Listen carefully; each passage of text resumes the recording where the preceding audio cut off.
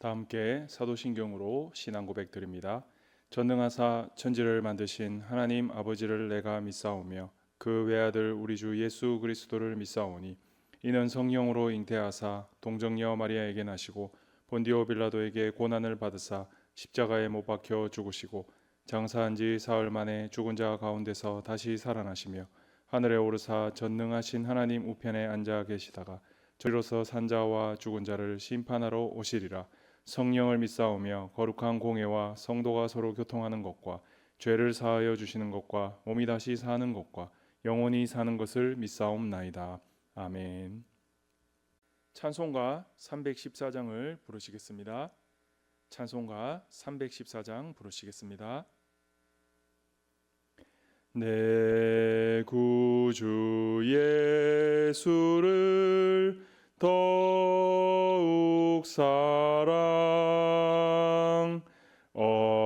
엎드려 비는 말 들으소서. 내 진정 소원이 내 구주 예수를 더욱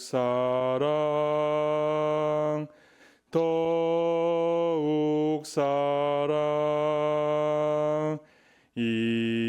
이전엔 세상 나 기뻤어도 지금 내 기쁨은 오직 예수. 다만 내비는 말 내 구주 예수를 더욱 사랑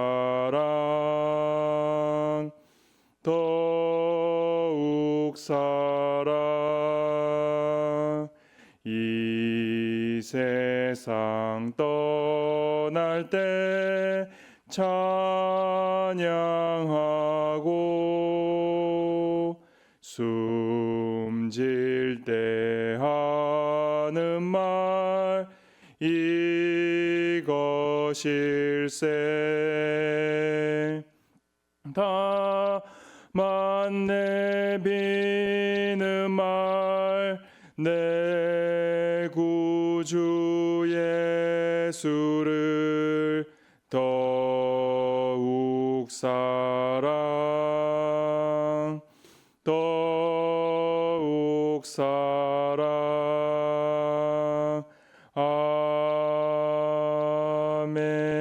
아멘. 이 시간 다 함께 합심해서 기도하기를 원합니다. 오늘은 나라와 민족을 위해서 합심하여 기도하기를 원합니다. 대통령과 위정자들에게 복을 주사 하나님을 두려워하며 백성들을 위한 정치인들이 되게 하옵소서. 기도해 주시고 북한 땅을 긍휼히 여기사 저들의 완악한 마음을 녹여주시고 하루속히 복음의 문이 활짝 열리게 하옵소서. 합심해서 기도하겠습니다. 오늘도 우리 모든 성도님들의 간절한 기도에 또 응답해 주시기를 우리 시간 다 함께 주여 한번 부르고 합심해서 기도합니다. 주여. 하나님 아버지 은혜와 사랑을 너무나도 감사합니다. 또 이렇게 추석 연휴 기간 또 새벽 기도의 시간을 열어주시고 또 하나님 앞에 기도하게 하심을 너무나도 감사합니다. 나라와 민족을 위해서 이 시간 합심하여 기도하오니 하나님께서 이 간절한 기도를 들으시고 우리 나라와 민족을 하나님이 보시기에 아름다운 민족으로 세워주시고 인도하여 주시옵소서. 대통령과 위정자들에게 복을 주시고 하나님을 두려워하며 백성들을 위한 정치인들이 될 수 있도록 하나님께서 은혜 베풀어 주시고 북한 땅을 긍휼히 여겨주셔서 저곳이 완악한 마음들이 모두 녹아지고 하루속히 그곳에 복음의 문이 활짝 열릴 수 있도록 주여 도와주시옵소서. 이러한 기도의 제목들을 하나님 들어 응답하여 주실 줄 믿습니다. 하나님께서 귀 들어 응답하여 주시고 감사가 넘칠 수 있는 우리나라가 될 수 있도록 또 우리 모든 성도님들의 간구에 하나님께서 응답하여 주실 줄 믿사오니 주여 도와주시고 인도하여 주시옵소서. 하나님 아버지, 오늘도 우리에게 새날을 허락하시고 또 이 새벽 기도의 자리에 함께 하심을 너무나도 감사합니다. 항상 우리가 겸손한 마음으로 하나님 앞에 서며 또 말씀의 은혜를 사모하는 또 거룩한 성도가 되게 하여 주시옵시고 또한 하나님 앞에 간절히 기도하는 또 영혼이 될 수 있도록 항상 우리를 지켜주시고 인도하여 주시옵소서. 오늘은 또 마음을 모아 나라와 민족을 위해서 기도합니다. 나라의 대통령과 모든 위정자들에게 하나님께서 지혜와 분별력을 더하여 주옵시고 하나님을 두려워하며 겸손히 백성을 섬길 수 있는 지도자들로 하나님께서 세워 주시옵소서. 또한 정의와 공의로 이 땅을 잘 다스릴 수 있도록 하나님께서 은혜 베풀어 주시옵소서. 또 한민족인 이 북한 땅을 하나님께서 긍휼히 여겨 주시사 또 저들의 완악한 마음이 녹아 또 주의 사랑으로 그 모든 것들이 비춰지고 또 복음의 빛이 환히 북한 땅을 비추어 주어서 하루속히 자유롭게 또 복음이 전파될 수 있도록 은혜 베풀어 주시옵소서. 추석 연휴 기간 중입니다. 이 기간 중에 있는 우리 모든 성도님들의 가족들과 가정을 하나님께서 지켜주시고 평안하고 복된 연휴 기간이 될 수 있도록 또 복음으로 인해서 하나님이 더욱더 기뻐하시는 명절 기간이 될 수 있도록 하나님 은혜 베풀어 주시옵소서. 오늘도 많은 기도의 제목들이 있습니다. 하나님 하나도 빠짐없이 다 들어 응답하여 주시고 또 감사와 기쁨이 넘치는 시간 될 수 있도록 역사하여 주시옵소서. 살아계신 우리 주 예수 그리스도의 이름으로 기도드리옵나이다. 아멘. 오늘 함께 보실 하나님 말씀은 에스겔 40장 1절에서 4절 말씀입니다. 구약성경 1214페이지에 있습니다. 에스겔 40장 1절에서 4절 말씀 제가 봉독하겠습니다. 우리가 사로잡힌 지 25째 해 성이 함락된 후 14째 해 첫째 달 14째 날에 곧 그날에 여호와의 권능이 내게 임하여 나를 데리고 이스라엘 땅으로 가시되 하나님의 이상 중에 나를 데리고 이스라엘 땅에 이르러 나를 매우 높은 산 위에 내려놓으시는데 거기에서 나무로 향하여 성읍 형상 같은 것이 있더라. 나를 데리시고 거기에 이르시니 모양이 놋같이 빛난 사람 하나가 손에 삼줄과 측량하는 장대를 가지고 문에 서 있더니 그 사람이 내게 이르되 인자야 내가 내게 보이는 그것을 눈으로 보고 귀로 들으며 내 마음으로 생각할지어다. 내가 이것을 내게 보이려고 이리로 데리고 왔나니 너는 본 것을 다 이스라엘 족속에게 전할지어다 하더라. 아멘. 사랑하는 성원교회 우리 모든 성도님들 추석 연휴 기간 또 주의 은혜 가운데 또 즐겁고 평안하게 보내시기를 먼저 주님의 이름으로 축복합니다. 오늘 새벽에는 이 에스겔서 40장의 말씀을 통해 회복될 은혜의 새 성전이라는 제목으로 함께 말씀의 은혜와 기도의 제목을 나누고자 합니다. 오늘 읽은 본문 40장에서 또 43장까지의 말씀은 하나님께서 에스겔 선지자에게 환상을 통해서 새로운 성전을 세우실 것을 보여주시는 내용들이 담겨져 있습니다. 성전은 우리가 잘 알듯이 맨 처음 그 솔로몬 시대에 지어졌던 솔로몬 성전이 있었고 또 그리고 유다가 바벨론에게 멸망한 뒤 포로에서 돌아와 스룹바벨의 지휘 아래에서 이 무너진 성전을 다시 세우게 되었던 그 스룹바벨 성전이 있었습니다. 그리고 신약 시대에 오면 유대인의 인심을 얻기 위해서 헤롯이 지었던 헤롯 성전이 있었습니다. 이후에 이 성전은 AD 70년경에 로마에 의해서 예루살렘이 함락될 때에 불타버리고 말았습니다. 그래서 에스겔이 오늘 이 환상을 통해서 하나님이 보여주신 이 말씀은 이스라엘 백성들이 포로 후에 또 귀환 당시에 그때 스룹바벨에 의해 지어졌던 그런 성전의 모습과는 조금 다른 모습의 그 말씀들이 담겨져 있습니다. 성소의 그런 성소와 지성소의 휘장이라든지 법궤나 기존 성소에서 쓰던 금초대나 또 떡상이나 이런 것들은 오늘 말씀에는 나오지가 않습니다. 그냥 면적에 대한 부분과 또 건축해야 될 방이나 문 같은 이러한 기록들이 자세하게 나오고 있습니다. 이런 점들을 보았을 때 오늘 말씀을 볼 때는 어떤 것들을 생각해야 되냐면 이 성전 환상을 보여주신 것은 실제 성전을 건축하기 위한 그러한 뜻보다는 이스라엘에 대한 하나님의 회복 그리고 하나님의 이 주시는 회복으로 말미암아 이런 상징적인 메시지들이 담겨져 있다는 것을 우리는 알고 보면 되는 것입니다. 그래서 이 메시지의 핵심적인 사항이 뭐냐면 이스라엘 백성들에게 하나님의 임재와 또 그리고 영광이 그들에게 이제 다시 임하여져서 그들의 심령과 또 마음 가운데 그 모든 것들이 회복이 되고 또 새롭게 하나님과의 관계가 이어진다는 것을 이렇게 상징적으로 보여주시고자 하나님이 이 말씀을 주셨던 것입니다. 그래서 이 말씀의 깊은 뜻 가운데에는 당시 이 시대에 있던 이 백성들에게만 이런 사항들이 국한되는 것이 아니라 지금까지 계속 살아계시고 역사하시는 하나님께서 또 시대를 초월하는 영원한 그 성취를 이루시는 이 하나님의 온전한 뜻이 담겨져 있기 때문에 지금 우리 세대에게도 마찬가지로 이 말씀의 은혜가 그대로 우리에게도 주어진다는 것입니다.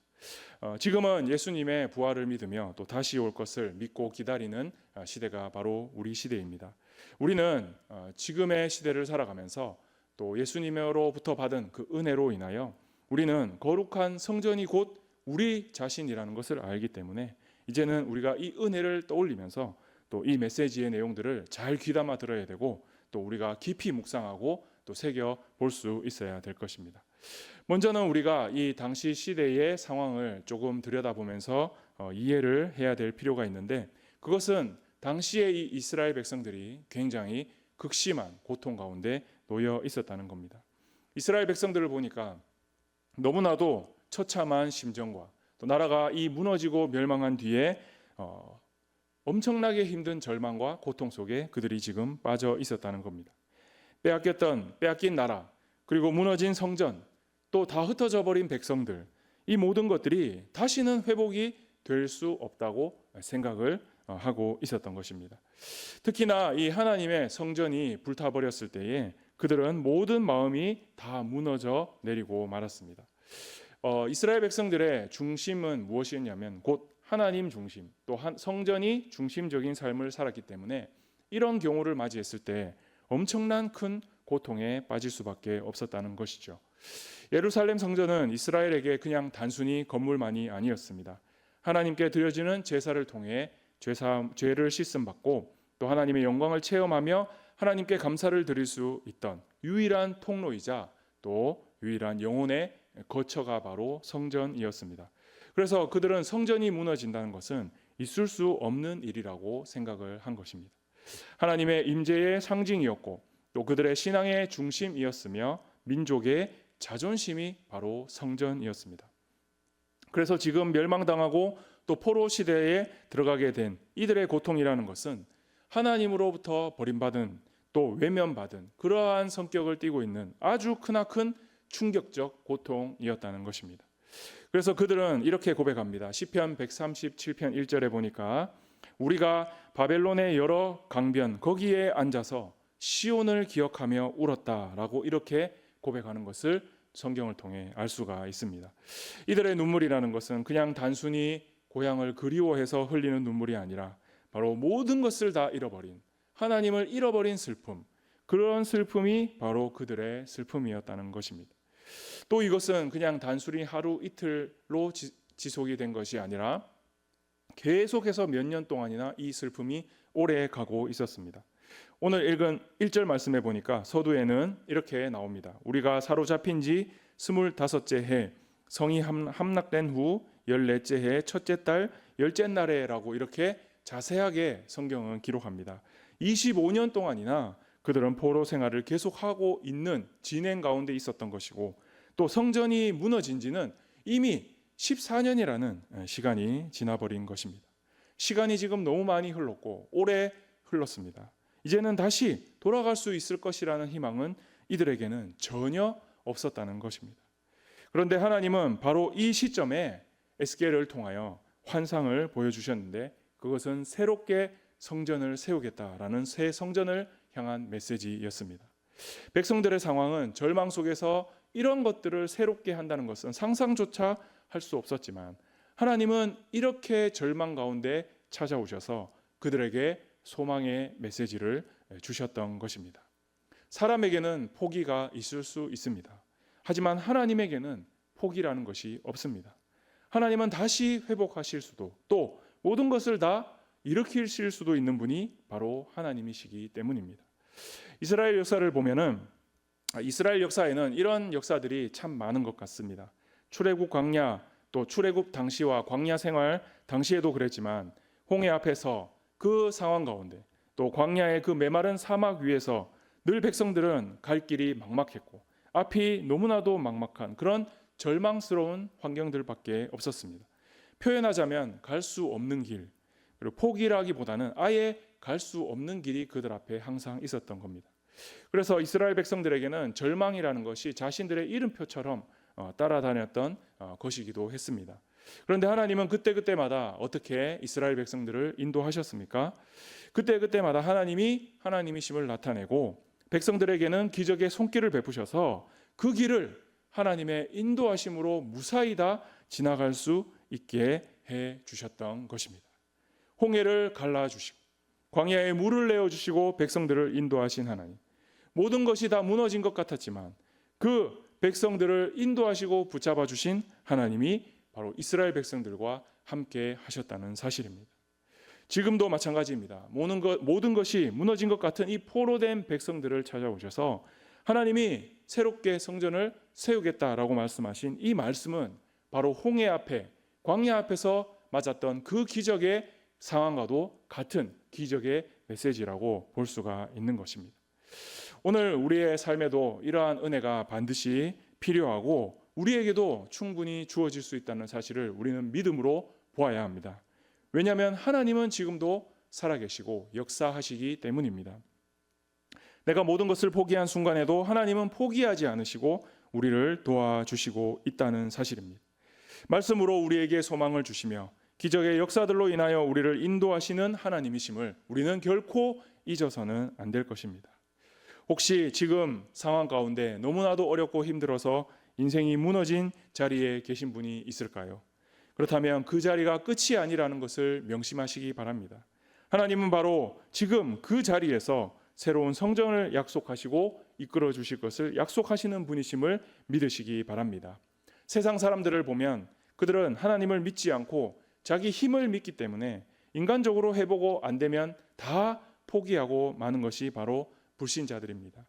그러나 하나님을 믿는 사람은 믿음으로 우리가 영적인 눈으로 하나님을 바라보면서 이 모든 것을 극복할 수 있는 하나님의 도우심을 볼 수 있음이 반드시 우리에게는 필요하다는 것을 우리는 분명히 기억해야 될 것입니다. 베드로를 보면 베드로가 성령을 체험하고 그가 나가서 사역을 할 적에 성령의 능력으로 중풍병자였던 애니아를 고치기도 했고 또 병들어 죽었던 다비다도 살려냈던 것을 우리는 분명히 말씀을 통해 보았습니다. 바울도 그렇습니다. 바울이 강론하며 설교하는 가운데에 그 3층에서 떨어져서 죽은 그 유두고라는 청년을 우리는 잘 알고 있습니다. 하지만 모든 것이 당시 상황으로서는 안 된다고, 사람들은 안 된다고 포기했던 일이었지만 그들은 다 하나님을 믿고 그 모든 것들을 기적으로 바꾸어 낸 믿음의 일들을 경험을 했던 것입니다. 하나님을 믿고 의지하는 자에게 반드시 이러한 믿음의 결과들을 볼 수 있다는 것을 우리는 굳게 믿어야 될 줄 믿습니다. 지금 에스겔이 성전 환상을 보고 있는 것은 그 스스로의 힘으로 보고 있다라고는 분명히 그렇게 볼 수가 없는 것입니다.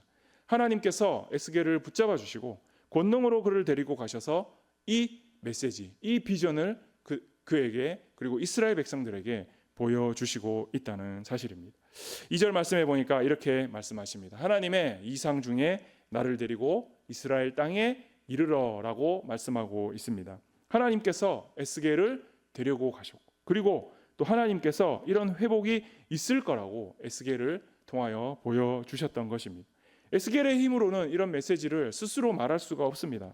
하지만 하나님이 도우시고 하나님이 함께 하시고 하나님께서 보여주셨기 때문에 가능한 일이었습니다. 우리의 의지와 노력만으로는 회복이 결코 일어날 수 없습니다. 우리가 무너졌을 때 스스로 다시 일어선다는 게 불가능할 수밖에 없습니다. 하지만 하나님의 권능의 손이 우리와 함께 하시면 그 어떤 자리에서도 우리는 회복으로 갈 수 있다는 것을 다시 한 번 더 굳게 믿으시기를 소망합니다. 그래서 어린아이가 이렇게 있는데 높은 산에 올라가고 싶어도 스스로의 힘으로는 참 가기가 어렵겠지만 아버지가 따라가면서 손을 잡아주고 등에 업고 가면 그 정상까지 올라갈 수 있다는 것을 우리는 잘 알고 있습니다. 마찬가지로 우리의 인생도 하나님이 붙들어 주시고 또 인도하실 때 회복할 수 있고 올라갈 수 있다는 것을 명심할 수 있기를 바랍니다.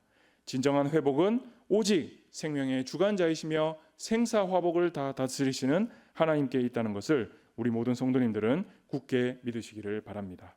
우리 가정 안에 믿음이 회복되어야 될 줄 믿습니다. 특별히 우리 가정 안에서 영혼 구원의 역사가 많이 일어나기를 원합니다. 이 명절 기간 동안에도 우리 가정 안에 예배가 회복되고 기도가 회복되고 말씀에 순종하는 모든 회복이 일어나야 될 줄 믿습니다. 그것은 다 하나님의 손에 달려 있다는 것을 믿으시기 바랍니다. 하나님을 믿는 믿음으로 또 그 굳센 믿음으로 살아가는 자에게 반드시 이렇게 은혜의 새 성전을 세우신다는 사실을 잊지 마시기를 간절히 소망합니다. 사랑하는 우리 모든 성도님들은 어떤 환경, 어떤 문제에 있든지 반드시 하나님께서 회복을 이루어 주신다는 것을 굳게 믿으시고 오직 하나님께만 소망을 두고 또 우리 삶에 무너진 그 모든 것들을 다시 회복하실 수 있기를 간절히 소망합니다. 그러면 우리 마음 안에 불안했던 것들이 평안으로 바뀔 것이고 또 우리 마음 안에 슬픔이 기쁨으로 변할 것이고 또 우리 마음 안에 억눌렸던 그 모든 죄악의 모습들이 이제는 거룩한 새 성전에서 또 예수 그리스도로 인하여 그 모든 것들이 의롭게 세워질 줄을 간절히 소망합니다. 우리는 이러한 이 은혜가 우리 가운데 넘쳐 흐를 수 있기를 바랍니다. 우리의 가정과 교회가 또 나라 전체가 이러한 주님의 은혜로 가득 흘러 넘치기를 소망합니다.